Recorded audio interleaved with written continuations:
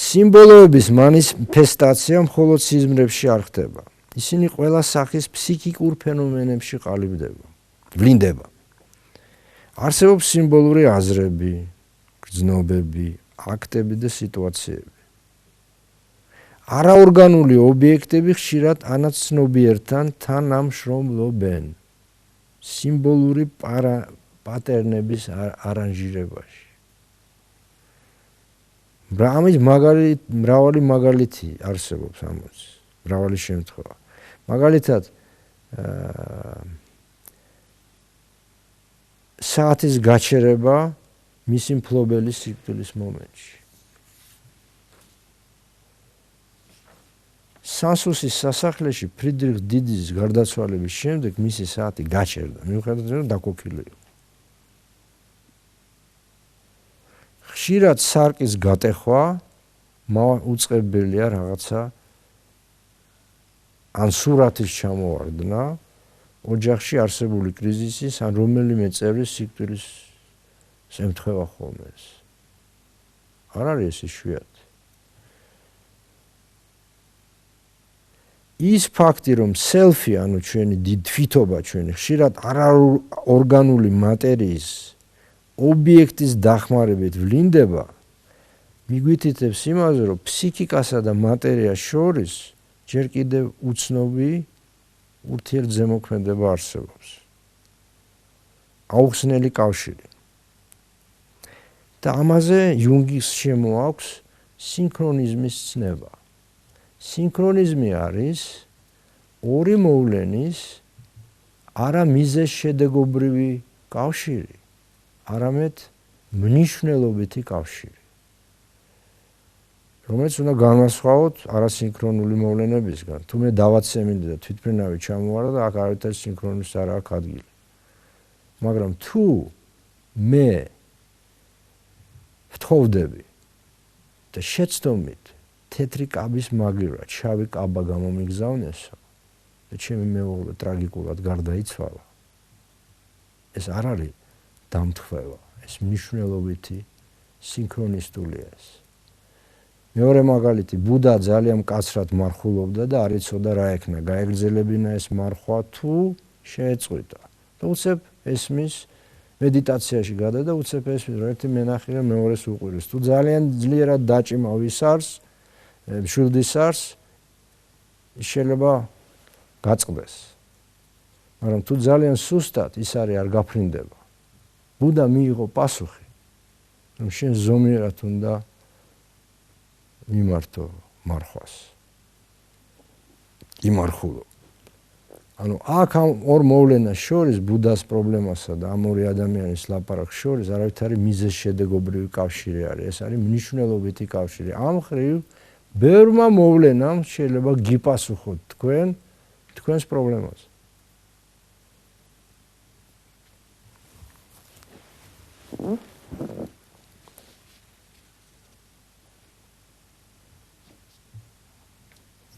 ეს სინქრონული მომენტები ხდება კრიზისულ, გადამწყვეტ მომენტებში.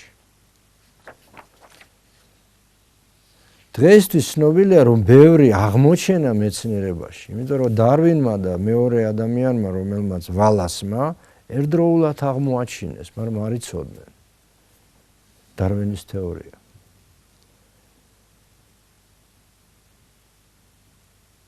ანუ ორივე მეცნიერი დამოუკიდებლად მივიდა ამ ჰიპოთეზის ჩამოყალიბებამდე, ხო? ეს ლაპარაკობს იმაზე, რომ არაცნობიერში არსებობს რა? ეს არის მარადიული შემოქმედის არქეტიპი. ჩვენ არაცნობიერში ყოველთვის რაღაცა იქნება. ჩვენ უბრალოდ გვძინავს მის მიმართ, ხო? და სინქრონისტული მოვლენები იუნგის მიხედვით შემოქმედებითი აქტებია.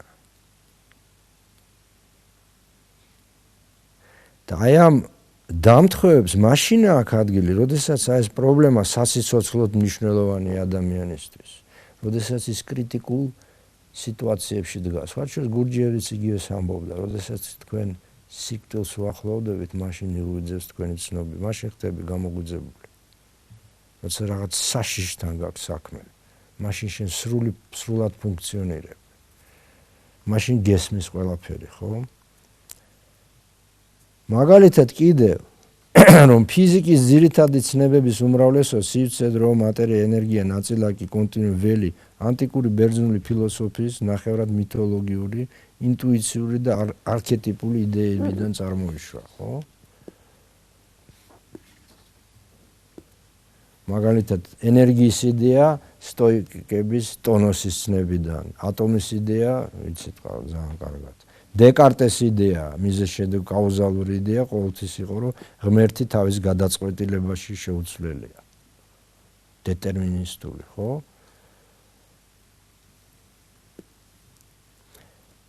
აი ამ ფენომენების შესწავლა იუნგმა დაიწყო ვოლფგანგ პაულისთან ერთად. ვოლფგანგ პაული მისი პაციენტი იყო და იყო ნობელის პრემიის ლაურეატი ფიზიკაში. 20 წლის ბიჭის ნაწარმოები რო წაიკითხა ალბერტ ეინშტეინმა, წერს კომენტარს აკეთებს, სასწაულია რომ 20 წლის ბიჭი ესე აზროვნებდეს. ესეთი სიორმე ჰქონდეს ვოლფგანგ პაულის. ანუ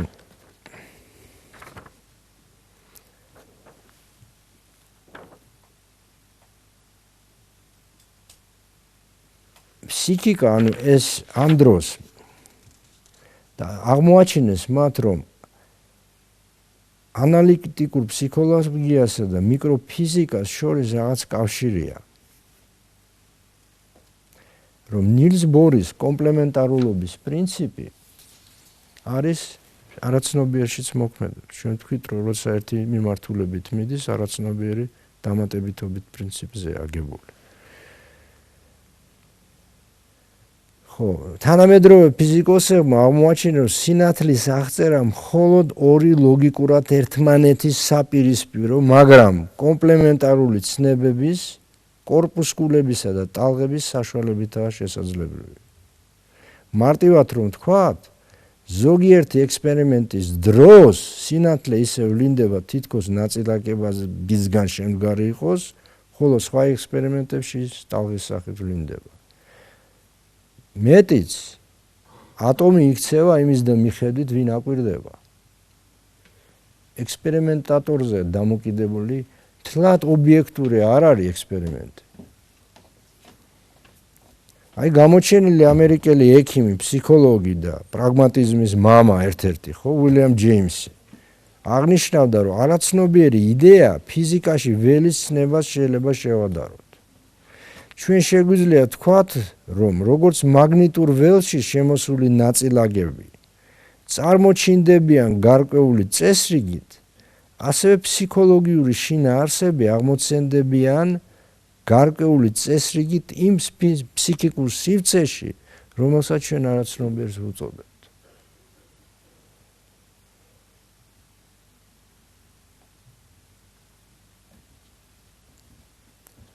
როდესაც ჩვენი ცნობიერებით რაღაც რაციონალურად და მნიშვნელობის მქონეთ ვნათლავთ და ამას ამ საგნისა თუ მოვლენის ობიექტური არსებობის დამაკმაყოფილებელ არგუმენტად ვაღიარებთ, შესაძლოა ეს იმის გამო ხდება, რომ ჩვენი ცნობიერი ახსნა შეესაბამება ჩვენს არაცნობიერში არსებული შინაარსების ზოგიერთ ქვეცნობიერ კონსტელაციებს.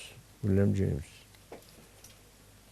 სხვა სიტყვებით რომ თქვათ, ცნობიერი წარმოდგენები ზოგჯერ გარკვეული ფორმითა და წესით განლაგდებიან, სანამ ცნობიერებას მიაღწევენ. ხო? ანუ გარკვეული წესით განლაგდებიან, სანამ ცნობიერებას მიაღწევენ. ავიღოთ სხვა ფრიდრიხ ჰაუსი, იდეების ამგვარი არაცნობიერი მოწესრიგების განცდის მაგალითი მოყავს. ის ამბობდა, რომ ჩემი კანონი რიცხვთა თეორიაში აღმოაჩინე არა რუდუნებით მეცნიერული კვლევით, არამედ ღვთისწყალობით. რას გულისხმობს ამაში? გამოცანის ამოხსნა და გადაწყვეტა ხდებოდა თავისით. გაგებისა და მიგნების ელვისებური გამონათებების სახით. ვერ ვხედავდი კავშირს იმასთან, რაც ვიცოდი და რასაც ვღებულობდი. ექსპერიმენტის შედეგად. ვერ ვიგებდი თუ როგორ მივაღწიეთ საბოლოო წარმატებას და რამ გამოიწვია ეს წარმატება. თავისით ხდებოდა. ტიციან ტაბიძე რასაც ლექსი თვითონ წერს. შოსტაკოვიჩიც ის ამბობდა, ჩვენ გვახსოვს ის რაც გვახსოვს ის ნაწილები ჩვენი შემოქმედების, რაზედაც გავიჭედათ, ვეღარ მივდიოდით წინ, თუ დანარჩენი მოდიოდაო, საიდანღაც. ანუ ზეცნობიერიდან, ხო? ფრანგი მათემატიკოსი ანრი პუანკარე უფრო ზუსტად აყალიბებს ამ ფენომენს. იგი წერს, რომ მე ვუყურებდი უძილო ღამის შემდეგ ჩემს მათემატიკურ განტოლებებს, რომლებიც ერთმანეთს იქამდე ეწინააღმდეგებოდნენ, სანამ ზოგიერთმა მათგანმა უფრო ზუსტი კავშირი არ იპოვა ერთმანეთთან.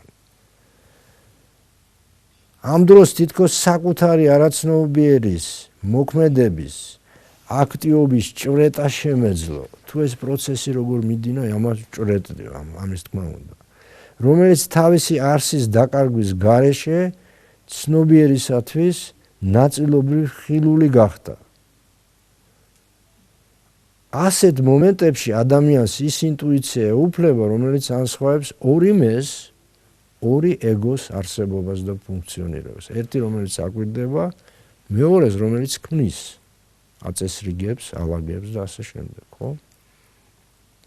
და ბოლოს უკანასკნელი მსგავსება მიკროფიზიკასა და იუნგის ფსიქოლოგიას შორის უნდა განვიხილოთ იუნგის საზრისის, ანუ მნიშვნელობის კონცეფციის ჭრილში. რომ ჩინელებს აქვთ ორი მოვლენა მიზეზშედეგობრივად კი არ არის. რატო ხდება რომ ორი მოვლენა დაემთხვა? რა მიზანი აქვს ამას? მიზეზს კი არ ეძებს. ტელეოლოგიურ მნიშვნელობას.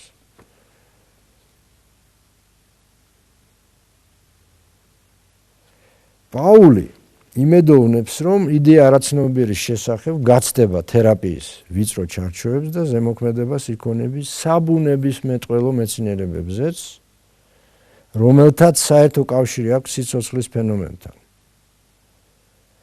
პაულის ამ წინადადებებმა გამოხმაურება ჰპოვა სხვა მეცნიერ ფიზიკოსებში, რომლებიც დაინტერესებულნი იყვნენ კიბერნეტიკით.